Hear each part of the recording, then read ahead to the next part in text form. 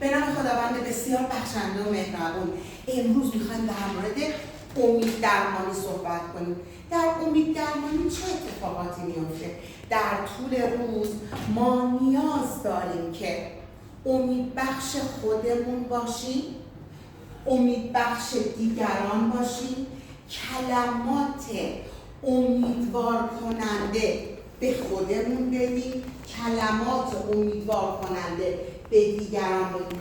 این دو تا مثال بزنم خیلی میتونه امید درمانی رو خوب بحثش رو جمع بکنه. یک، وقتی ما داریم عشق و محبت رو نثار کسی یا کسانی که دوستشون داریم بهشون تغذیه میکنیم، در حقیقت داریم امید رو بهشون هدیه میدیم. وقتی ما از کسی قدردانی میکنیم، بگیم مرسی، ممنونم، اینها لطف کردی، سپاسگزارم، اینها کلمات امیدبخش هست. اما این کلمات در جای خودش خیلی قشنگه، ولی عملکرد خوبم میخواد.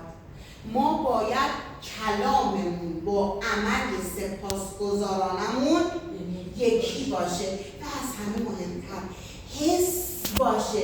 بگیم که تو چی کار کردی برای من. اون موقعی که من زندگی بهم سخت گذشت، شرایطم سخت بود، تو برای من پیام‌های امیدوار کننده و دلگرم کننده میفرستادی. تو یک کارهایی رو به من معرفی میکردی، کتابایی رو میگفتی من بخونم، فیلمایی رو ببینم، مکانهایی رو برم. یه دوستی اومد به من گفت، ببین جمعه ها یه جای خیلی خوبه، فضا شاده، با حال اکتیو و خوش میگذره. این در حقیقت چی بود؟